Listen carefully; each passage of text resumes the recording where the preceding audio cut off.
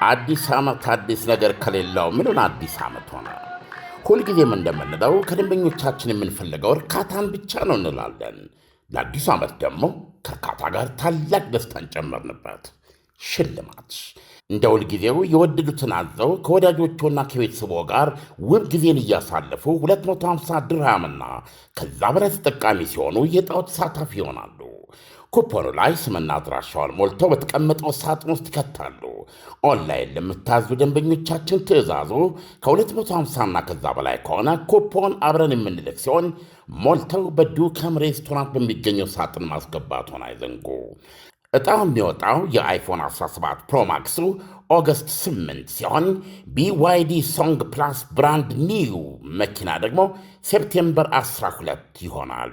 የዱባይ ኢኮኖሚ ዲፓርትመንት ፍቃድ የሰጠው የመንግሥት አካል በተገኘበት ዕጣው የሚወጣ ሲሆን በዱከም የሶሻል ሚዲያ ገጾች ላይ በቀጥታ የሚተላለፍ ይሆናል። አይተው ነክተው ዳሰው የመጀመሪያውን ሰልፊ ተነስተው ዕድልዎን ያሳምሩ። በዕጣው ተሳታፊ ለመሆን 250 ድርሃም ወይም ከዚያ በላይ ተጠቃሚ መሆን፣ ለእያንዳንዱ 250 ድርሃም አንድ ኩፖን ይቀበሉ። የኩፖን ብዛት ገደብ የለውም። ብዙ ሲጠቀሙ ብዙ ዕድል ያገኛሉ። ሕግና ደንቦች ተፈጻሚ ይሆናሉ። ምግብ በልተው መኪና የሚሸለሙ ከሆነ ከዱከም ውጭ የት ይመገባሉ? ለሁሉም ውድ ደንበኞቻችን መልካም ዕድል እንመኛለን። ዱካም ዱባይ። ቤት ሳይኖረኝ መሞቴ ነው የሚል ምሬት ረፍት ከነሳዎት አሁኑኑ ወደ ዲኤምሲ ጎራ ይበሉ። ዲኤምሲ ሪል ስቴት ቤት ወይም ሱቅ የገዛችሁ የዚህ ቻናል ተከታታይ ደንበኞቻችን በእናንተ ጥያቄ መሰረት አሁን ደግሞ ከ5 እስከ 7 ሺህ ብር በአንድ ካሬ ላይ ቅናሽ አድርገን እየጠበቅነዎት እንገኛለን። በተጨማሪም ለውስን ሰዎች የሚሆን 60% የባንክ ብድር አመቻችተናል። ከዝቅተኛ እስከ ከፍተኛ ዋጋ ተመን ያላቸው ቤቶቻችን በተመረጡ መንደሮች እኛ ዘንድ ያገኛሉ። ለበለጠ መረጃ በ0992535531 ወይም በ0997455123 ይደውሉ። ዲኤምሲ ሪል ስቴት ስራችን ምስክር ነው።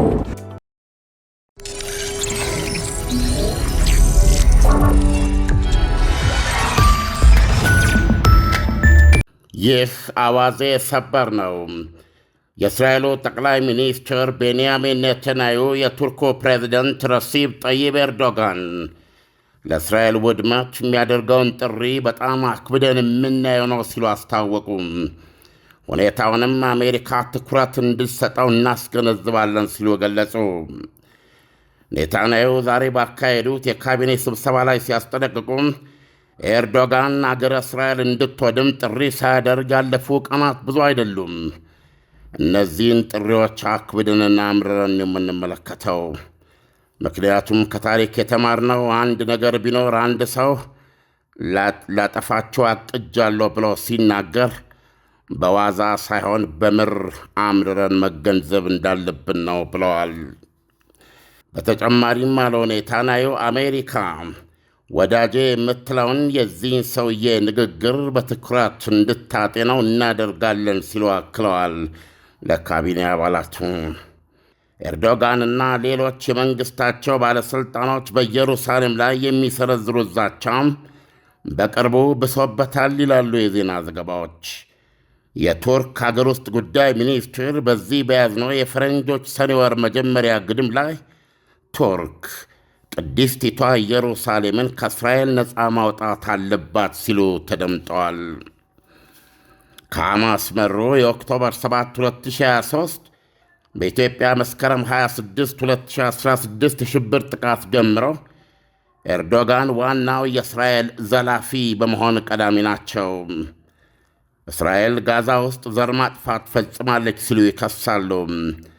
ዓለም አቀፉ የወንጀል ፍርድ ቤት በኔታንያሁ ላይ የስር ማዘዣ ሲቆርጥ ኤርዶጋን በደስታ መቀበላቸውን ጮክ ብለው ለዓለም ደጋግመው አብስረዋል።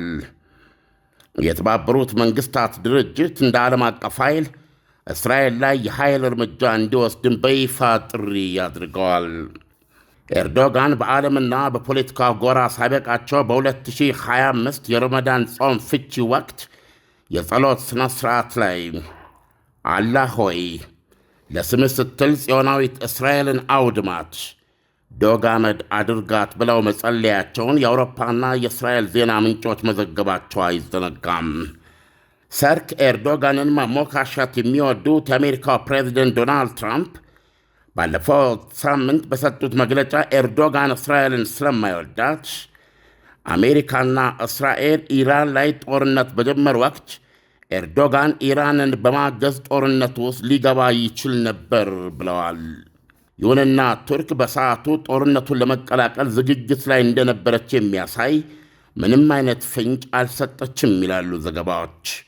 ትራምፕ እንዲህ ባሉበት ተመሳሳይ ቀን በሰጡት ሌላ መግለጫቸው መጪው የኔቶ ስብሰባ እዛው ቱርክ ኢስታንቡል ውስጥ ከመጀመሩ በፊት ኤፍ-35 ራዳር ስውር የጦር ጀቶችንና በደርዘኖች የሚቆጠሩ የጀት ሞተሮችን ጨምሮ የጦር መሣሪያዎችን ለቱርክ ለመሸጥ እየተዘጋጁ መሆናቸውን መግለጻቸው አይዘነጋም።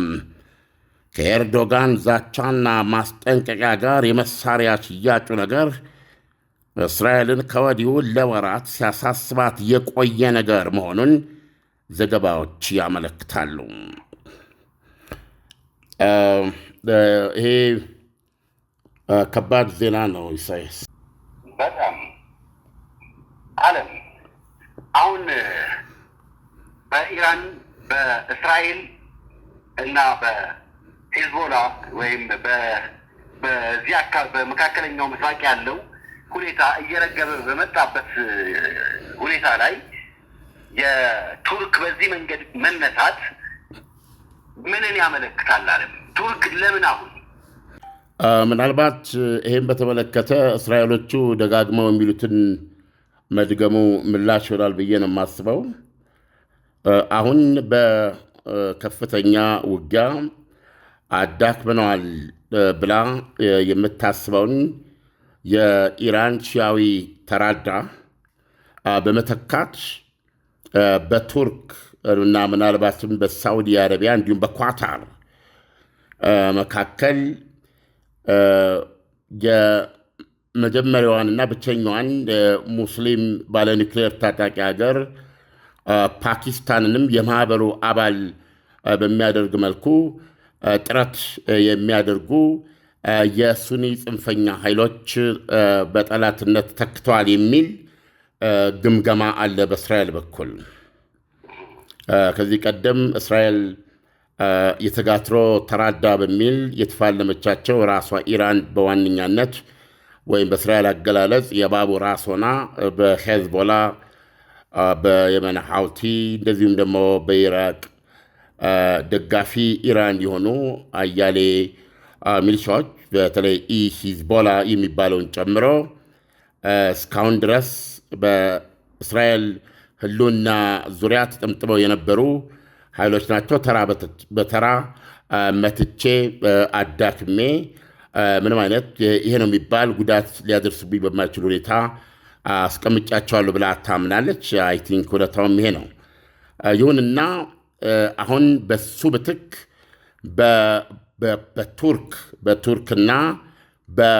በቱርክና በኳታር የሚገፋ እና ሳውዲ አረቢያን ንቁ ተሳታፊ ለማድረግ እየሞከረ የሚገኝ እና ኒውክሊየር ፓኪስታንን መልህቅ መጣያ ሊያደርግ ያቀደ ወይም በዛ ደረጃ የሚንቀሳቀስ በእስራኤል አገላለጽ ጽንፈኛ የሱኒ የተራዳ እየተፈጠረ ነው የሚል ግምገማ ወይም አሴስመንት ከዚህ በፊት በዚህ ፕሮግራማችንም ደጋግመን አቅርበነዋል። ስለዚህ የዚህ መገለጫ ነው ብሎ ማለፍ ይቻላል የቱርኩን ፕሬዚደንት ከእስራኤል ጋር የገቡበት እጅግ በጣም አደገኛ ሁኔታ። ዓለም አሁን እስራኤል በከባድ ውጊያ ውስጥ ነው እያሳለፈች ያለችው። ከተጋትሮ ተራዳው ጋር በውጊያ ላይ ነበረች። አሁን ደግሞ ከኢራን ጋር በቀጥታ ፍልሚያ ውስጥ የገባችበት ሁኔታዎች ናቸው ያሉት። ከጦርነት ወደ ጦርነት ከጦርነት ወደ ጦርነት እስራኤል እየተሻገረች ባለችበት በዚህ ወቅት አሁን የቱርክ በዚህ መልኩ መምጣት ለእስራኤል ከባድ አይሆንም ወይ? እስራኤልስ ይሄንን ሁኔታዎች በምን መልኩ ነው የምትቀበላቸው? አዲስ ዓመት አዲስ ነገር ከሌለው ምኑን አዲስ ዓመት ሆነ? ሁልጊዜም እንደምንለው ከደንበኞቻችን የምንፈልገው እርካታን ብቻ ነው እንላለን። ለአዲሱ ዓመት ደግሞ ከእርካታ ጋር ታላቅ ደስታን ጨመርንበት። ሽልማት እንደ ሁልጊዜው የወደዱትን አዘው ከወዳጆቹና ከቤተሰቦ ጋር ውብ ጊዜን እያሳለፉ 250 ድርሃምና ከዛ በላይ ተጠቃሚ ሲሆኑ የዕጣው ተሳታፊ ይሆናሉ። ኩፖኑ ላይ ስምና አድራሻውን ሞልተው በተቀመጠው ሳጥን ውስጥ ይከታሉ። ኦንላይን ለምታዙ ደንበኞቻችን ትዕዛዙ ከ250ና ከዛ በላይ ከሆነ ኩፖን አብረን የምንልክ ሲሆን ሞልተው በዱከም ሬስቶራንት በሚገኘው ሳጥን ማስገባቱን አይዘንጉ። ዕጣው የሚወጣው የአይፎን 17 ፕሮማክሱ ኦገስት 8 ሲሆን BYD ሶንግ ፕላስ ብራንድ ኒው መኪና ደግሞ ሴፕቴምበር 12 ይሆናል። የዱባይ ኢኮኖሚ ዲፓርትመንት ፍቃድ የሰጠው የመንግሥት አካል በተገኘበት ዕጣው የሚወጣ ሲሆን በዱከም የሶሻል ሚዲያ ገጾች ላይ በቀጥታ የሚተላለፍ ይሆናል። አይተው ነክተው ዳሰው የመጀመሪያውን ሰልፊ ተነስተው ዕድልዎን ያሳምሩ። በዕጣው ተሳታፊ ለመሆን 250 ድርሃም ወይም ከዚያ በላይ ተጠቃሚ መሆን፣ ለእያንዳንዱ 250 ድርሃም አንድ ኩፖን ይቀበሉ። የኩፖን ብዛት ገደብ የለውም። ብዙ ሲጠቀሙ ብዙ ዕድል ያገኛሉ። ሕግና ደንቦች ተፈጻሚ ይሆናሉ። ምግብ በልተው መኪና የሚሸለሙ ከሆነ ከዱከም ውጭ የት ይመገባሉ? ለሁሉም ውድ ደንበኞቻችን መልካም ዕድል እንመኛለን። ዱካም ዱባይ። የምትቀበላቸው የጦርነት ቀላል የለውም። ስለ እስራኤሎች መናገር አልችልም። እነሱ የሚሉትን መድገም የምንችለው ነገር ግን መኖር አለመኖርን የሚወስነው ጦርነት ከሆነ ጦርነቱን መቀጠል ሕይወት ነው የሚሆነው። ሌላው አማራጭ ምንድን ነው? ሌላ አማራጭ አለ? የለም። ስለዚህ ይሄ ጦርነት ለምሳሌ በኢራን ላይ እንዳይከፈት ሲሰጋ የነበረው በዛ ጦርነት ውስጥ ሊገቡ የሚችሉ ኃይሎች አይተነበይም የሚል ነው። በእስራኤል ኢራን እንዲሁም በአሜሪካ መካከል የተጀመረ ጦርነት አድማሱን እያሰፋ ዳር ሆነው የሚመለከቱ ሁኔታውን የሚያጤኑ አሁን ሊያዋጣኝ ይችላል ብለው የሚያስቡ ወገኖችንም ሰበብ ፈልገው ድርግም እንዲሉበት ሊያደርግ የመቻሉን አደጋ ማንኛውም አዋዜን የሚከታተል በተደጋጋሚ የሰማው ነው። ይህ የምትረዳው ለምሳሌ ዶናልድ ትራምፕ ኦልሞስት ቱርክ ከኢራን ጎን እዚህ ጦርነት ውስጥ ልትገባ ትችል ነበር ሲሉ ያው ከመሬት ተነስተው አይደለም የሚናገሩት። በየዕለቱ በዓለም ዙሪያ የተጠናከረ በተለይም በአደጋ አካባቢ የተሳለጠ የስለላ መረጃ ከቁርስ በፊት የሚያገኙ ሰው ናቸው ዶናልድ ትራምፕ። ስለዚህ ይህንን ዓለም በቋፍ ላይ የሚገኝ ዓለም ነው የሚያሰኘውም አንዱ ምክንያት ይሄ ነው። ስለዚህ በዚህ ጦርነት ላይ ለምሳሌ ቱርክ ተቀላቅላ ቢሆን ኖሮ ይህን ጦርነት አሜሪካም ከኢራን ጋር ከእስራኤል ጋር በመሆን እኩል ፌብርዋሪ 21 በፌብርዋሪ 28 በፈረንጅ በኢትዮጵያ የካቲት 21 የጀመረችው በመሆኑ ጦርነቷ ከእስራኤል ጋር ብቻ ሊሆን አይችልም፣ ከአሜሪካ ጋር የሚያፋልማት ይሆን ነበረ። ነገር ግን ከዛ ቀደም ብሎ በሰኔ ለ12 ቀን በተዋጉበት ላይ ለምሳሌ እስራኤል ነች ያንን ጥቃት ኢራን ላይ የጀመረችው። በዛን ወቅት ቱርክ የመግባት ዕድልም ነበራት ማለት ነው። ስለዚህ አሁን ምን አይነት ሲናሪዮ ነው የሚኖረው የሚለውን እንመልከት። ቱርክ የኔቶ አባል ሀገር ናት። ስለዚህ ይሄ አንዱ ትልቁ ነገር ነው። በሌላ በኩል እስራኤል ኒውክሊየር አለኝ ወይም የለኝም የማትል ሀገር ናት። ነገር ግን ብዙ የኒውክሊየር ትንተናዎች እንደሚያስቀምጡት በብዙ መቶዎች የሚቆጠሩ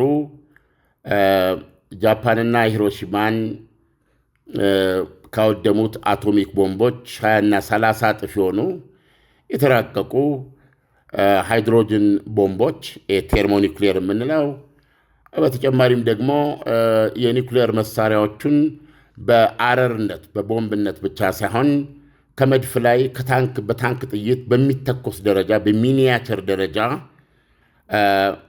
ሰርታ ተለማምዳ የጨረሰች ሀገር መሆኗ ነው የሚነገረው እስራኤል። ትልቁ አደጋ ምንድን ነው? የሀገሪቱን የውጊያ ፖሊሲዎች ስትመለከት ሀገሪቱ በመደበኛ ውጊያ የሚገጥማትን ማንኛውንም ጦር ትጋጠማለች ይላል። በመደበኛ ውጊያ የመደበኛ ውጊያ አቅጣጫና ብዛት ከሷ አቅም በላይ ሆኖ ህልውናዋ ላይ አደጋ እስካልጋረጠ ድረስ የውጊያ መሳሪያዎቹ በመደበኛ ሰራዊቷ የምታደርገው ኮንቬንሽናል ውጊያ ነው የሚሆነው ይላል። ነገር ግን የሀገሪቱ መሪዎች የዚህ ጦር ብዛት የተነሱብን ጠላቶች አቅም ተደምሮ እስራኤል እንደ ሀገር እንደ ህዝብ የህልውና አደጋ ውስጥ ገብታለች የሚያስገባት ነው ተብሎ ሲገመገም ግን እስራኤል የሳምሶንን አማራጭ ትወስዳለች። ምሰሶውን ይዛ ትወድቃለች። በከበቧት በሚወጓት አገሮች ላይ የኒውክሌር መሳሪያ ትጠቀማለች።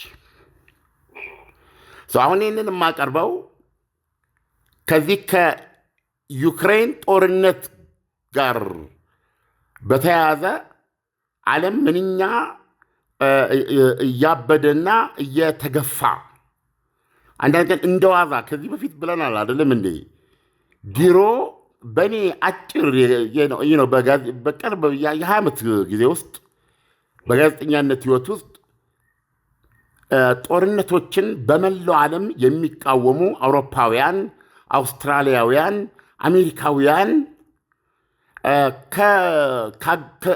ከመንግስታቶቻቸው ረብሻ በታኝ ፖሊሶች ጋር ሲፋለሙ በእውነት የሰዎች ህይወት ሲወድቅ ብዙ ነው የምናስታውሰው። ይህን ብዙ አድማጮች በጥሞና የሚያውቁት ነገር ነው። አሳዛኙ ነገር ከዩክሬን ጦርነት ጀምሮ ነው የምነግርህ። እንዲህ አይነት ዓለም አቀፋዊ እንቅስቃሴ የለም። ጸረ ጦርነት እንቅስቃሴ የሚባለው አድራጊዎቹ ራሳቸው ይልቁን አሁን ያለው ምንድን ነው? በዚህ ማህበራዊ ሚዲያ አማካኝነት የዓለም ፍጻሜ ሲመጣ ለማየት የሚፈልጉ የሚጓጉ ንክ ድምፆች ከማንኛውም መደበኛና ትውስ ድምፆች በላይ የሚፈለጉበት የሚታደኑበት በሀብት የሚቅለጠልጡበት ታዋቂነት የሚያገኙበት አስገራሚ ጊዜ ላይ ያለ ነው። ይሄንን ከማንም በላይ ቱርክ ታውቃለች።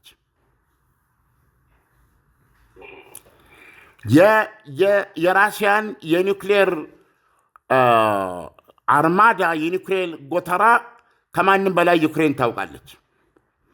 በአሁኑ ሰዓት ዩክሬን በራሽያ ላይ ያደረገች ያለችው ጥቃት እውነቱን ለመናገር ራሽያን እያስጎነበሰ ነው ማለት ይቻላል። ቤዚካሊ እንደ ክሬሚያ ልሳነ ምድር ውስጥ አሁን ነዳጅ አይሸጥም፣ በቁነና ነው።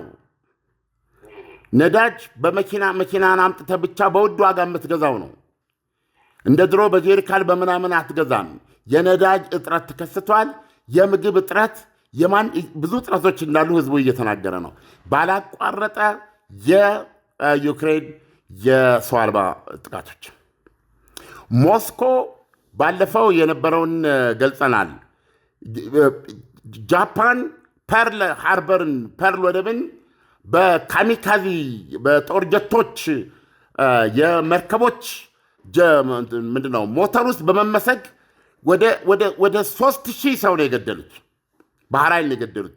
ያደረጉትን ጥቃት ነው የሚመስለው። ሞስኮ ከተማ ነዳጅ ዘይት ዘንቦባታል። አሁን ይሄንን ቶታሊ የሰሟሉ ያልሰሙታሉ። ይሲ ስለዚህ አሁን ምንድነው እየተካሄደ ያለው ስትል የሚሆነው ቢሆን እንኳ ዓለም እንደ ዜና ይሰማዋል እንጂ ተከታታይ ታሪክም አታገኝም። ስለዚህ አሁን በዚህ በኩል ቱርክ ለእስራኤል በጣም ከባድ ስጋት ናት። ስለዚህ አሁን የቱርኩ ጠቅላይ ፕሬዚደንት በተደጋጋሚ ይሄን ማለታቸውን እስራኤሎች በቀላሉ አንመለከትም ሲሉ የታሪክ መነሻም አላቸው። ኢሳያስ እንደው ለአድማጮቻችን ግንዛቤ እንግዲህ በዋነኛነት እስራኤል ደጋግማ የምትወነጅላቸው ኤርዶጋንን የኦቶማን ኤምፓየር ናፋቂ ነው የምትላቸው። ስለዚህ የኦቶማን ኤምፓየርና እስራኤል ያላቸው ታሪክ ምንድን ነው የሚለውን ባጭሩ እንደው ለማሳየት በጣም ባጭሩ የኦቶማን ኤምፓየር የመጨረሻው ሱልጣን አብዱል ሐሚድ ዳግማዊ ይባሉ ነበር። በ18ኛው መቶ መጨረሻና በ19ኛው መቶ ክፍለ ዘመን መጀመሪያ በዘጠናዎች ውስጥ በ18 መጨረሻዎች በ1897 ባለው ውስጥ የሆነ ነው። ቴዎዶር ሄርጽል የሚባል የአሁኗ እስራኤል የዘመናዊት እስራኤል መስራች ነው። በወቅቱ ወደ እኚህ የኦቶማን ኤምፓየር የመጨረሻ ሱልጣን አብዱል ሐሚድ ዳግማዊ ዘንድ ይመጣና እሱ በመሰረተው ጽዮናዊ ንቅናቄ አማካይነት ጽዮናዊ ንቅናቄ የሚለውን ለአድማጮች ግንዛቤ ለማድረግ ዛዮን ነው። ዛዮንን ነው እኛ ጽዮን የምንለው። ጽዮን ማለት የጽዮን ተራራ የተራራ ስም ነው። ቅዱስ ተራራ ነው በእስራኤል። ስለዚህ የጽዮን ንቅናቄ ነው የሚባለው። ይሄ ወደ ጽዮን ወደ እስራኤል መመለስ ለማለት ነው። ወደ ኢየሩሳሌም መመለስ ለማለት ነው። እና ይሄ ንቅናቄ በወቅቱ የኦቶማን ቱርኮች በኤምፓየር በጣም እየተዳከመበት ነበረ። እንዳልኩ የመጀመሪያው ሱልጣን ናቸው ብያለሁ። ስለዚህ በዛን ጊዜ የአንደኛው የዓለም ጦርነት በሂደት ሊጀመር አንድ 10 ዓመት ቢቀረው 10 ወይ 12 13 ዓመት ቢቀረው ነበር ያኔ። እና ከፍተኛ ዕዳ ነበረበት የኦቶማን ኤምፓየር በአውሮፓውያን ኃይሎች። ስለዚህ ሄርጽል ቤተ መንግስታቸው መጥቶ ምንድን የሚያነጋግራቸው ኢስታንቡል ማለት ነው። ኢስታንቡል መጥቶ ምንድን የሚያነጋግራቸው የኔ የጽዮናዊ ድርጅት ሀገሮ የተዘፈቀችበትን ከባድ ዕዳዎች ይክፈልሎት፣ በመክፈል ከዕዳ ነፃ ያድርጎት ወይም ያቃልሎት። እርሶ ደግሞ በፍልስጤም መሬት የአይሁዳውያንን ራስ ገዝ መሬት በኪራይ ይስጡኝ ይላል። ያ የሚሰጡኝ ግዛት አይሁዳውያን የሚሰፍሩበት ወታደር መስርተን ምንድን ነው የምንከላከለው፣ ህግ የምናወጣለት፣ ኢኮኖሚያችን እንደዚህ አድርገን ቻርት የምንኖርበት መሬት ቆርሰው ይስጡናል። ይሄ ያኔ የተለመደ ነው። ኤምፓየሮች ትልልቅ በዓለም ላይ ግዛት ያላቸው አልፎ ተርፎ ግዛቶቻቸውን በብድር መክፈያ አሳልፈው ይሰጣሉ፣ ብዙ መሬት ሲኖር ማለት ነው። ስለዚህ ይሄንን እርስዎ ያድርጉ እና ህዝቦቼ እዚህ መጥተው ይስፈሩ፣ የፍልስጤም ምድር ላይ በእርስዎ የሚሰጡኝ ግዛት ይስፈሩ እና እኔ ደግሞ የመንግስቶን የኤምፓየሮን ዕዳ ላቃል ይላል። ብዙ ታዋቂ አይሁዳውያን ባንከሮች ስለነበሩ ነው። ይሄ ሐሳብ ይልሃል በወቅቱ የነበረውም ነው። በጣም ነው ያስከፋቸው ሱልጣን አብዱል ሐሚድ ዳግማዊ። ከፈለክ አይሁዳውያን ህዝቦች ታማኝነታቸውን ለእኔ በመግለጽ ለእኔ ስርዓት ተገዢ በመሆን በሌሎች የኤምፓየሩ ግዛቶች ውስጥ መስፈር ይችላሉ። ፍልስጤም ውስጥ ግን ይሄን ያልከውን አላደርገውም ነው ያሉት። እና እንደውም ምን ኮቴሽን አለ መሰለም፣ even if you gave me the weight of the earth in gold I would never agree ይላል። ምንድነው ክብደቱ? የመሬትን ክብደት ሁሉ የሚልቅ የወርቅ ቁልል ብትሰጠኝ እንኳ አይደለም ዕዳችንን የተወሰነውን መክፈል ቀርቶ የመሬትን ክብደት የሚልቅ የወርቅ ቁልል ብትሰጠኝ እንኳ በዚህ ፍልስጤም ውስጥ ለአይሁዳውያን የሚሆን የራሳቸው አገር አድርገው ሊኖርበት የሚችል መሬት አልሰጥህም። ከፈለክ ግን በሰፊው የኦቶማን ኤምፓየር እንደ ኦቶማን ተገዢ ህዝብ ሆናችሁ እንደ ሌሎቹ በኦቶማን ስር መታችሁ መስፈር ትችላላችሁ የሚል ምላሽ ነበር የሰጡት። ስለዚህ የሁለቱ የንግግር እውነቱን ለመናገር የተሳካ አልነበረም። ሄርጽልም የፈለገውን አላገኘም ነበረ። እንደሰማው ደግሞ ሱልጣኑም ፍንክች የሚሉ አልነበረም። በፈረንች 999 በወጣት የቱርክ አብዮት ከስልጣናቸው ተገልብጠዋል። ከዛ በኋላ በ1912 አንደኛው የዓለም ጦርነት ፈረዳ ማለት ነው ኢሳያስ። እና እንግዲህ ከዚህ ጋር ይያያዛል። አሁን እስራኤል ኤርዶጋንን የኦቶማን ኤምፓየር ናፋቂ ስትል ሱልጣኑ ፍልስጤም ማለት ኢየሩሳሌም ማለት ነው እና እሱን የዓለምን ክብደት የሚያስልቅ የወርቅ ቁልል እንኳ ብታመጣልኝ አላደርገውም ነው ያሉት። እና ኢየሩሳሌምን መያዝ ኢየሩሳሌምን በሌላ አነጋገር እስራኤልን ማጥፋት ብለህ ልታቀርበው ትችላለህ። በማናቸው ኤርዶጋንን በዚህ ደረጃ ነው እስራኤል የምትመለከታቸው የኦቶማን ናፋቂ ስትላቸው ኢሳያስ። እና ታሪክ፣ ወቅታዊ ሁኔታ